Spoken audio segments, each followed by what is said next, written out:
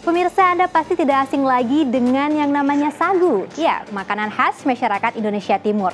Ternyata masih banyak fakta menarik dari tumbuhan yang satu ini. Selain dapat mengenyangkan, ternyata seluruh bagian dari tumbuhan sagu mulai dari daun, batang hingga akarnya bisa dimanfaatkan untuk kesehatan. Informasi selengkapnya berikut ini. Pemirsa Cahaya Pagi, apa yang terpikirkan pertama kali ketika mendengar kata tepung sagu? Ya, sudah pasti identik dengan papeda, salah satu makanan pokok masyarakat Indonesia Timur. Namun ternyata tepung sagu tidak hanya bisa dibuat menjadi papeda saja loh. Beberapa aneka olahan lezat seperti lasanya, sate, cireng, bahkan hingga menu kekinian tteokbokki dan tteokbokki khas Korea Selatan, semuanya bisa dibuat dengan bahan dasar sagu. Wah, seperti apa ya kira-kira rasanya? Wah, nah ini dia makanan-makanan yang terbuat dari sagu. Lasanya, cireng, dan juga ini yang paling menarik yaitu sagu tteokbokki. Bukan tteokbokki, kita langsung coba ya. Ini terbuat dari sagu. Hampir sama, tapi lebih rendah kalori tentunya.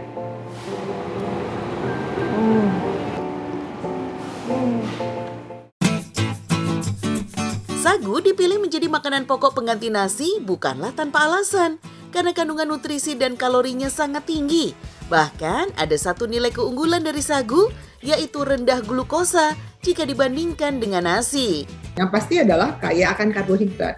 Kemudian di dalam itu juga ada proteinnya, ya. Jadi selain itu juga ada vitamin-vitaminnya, contohnya kayak beta karoten, meskipun jumlahnya tidak banyak. Sagu ini sekarang banyak sekali difokuskan oleh orang karena dia tidak mengandung gluten.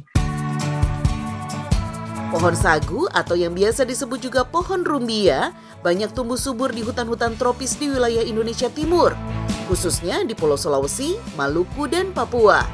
Bentuk pohon sagu sekilas hampir mirip dengan pohon palem, namun memiliki batang yang cukup tinggi dan besar seperti pohon kelapa.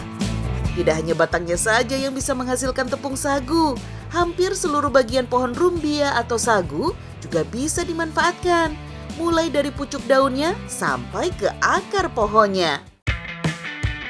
Seperti air rebusan akar pohon sagu yang bisa mengobati penyakit wasir atau ambeien. Sedangkan kulit batang pohon dan daun rumbia bisa digunakan untuk membuat dinding dan atap rumah. Oleh karena itu, tidak semua pohon sagu boleh ditebang sembarangan ya. Karena hanya yang sudah berumur di atas 1 tahunlah yang siap dipanen. Sedangkan yang masih muda harus tetap dijaga kelestariannya. Allah menciptakan alam dan menundukkan lautan, udara, dan daratan untuk kehidupan manusia. Sementara Islam mengakui kedudukan manusia sebagai khalifah di muka bumi.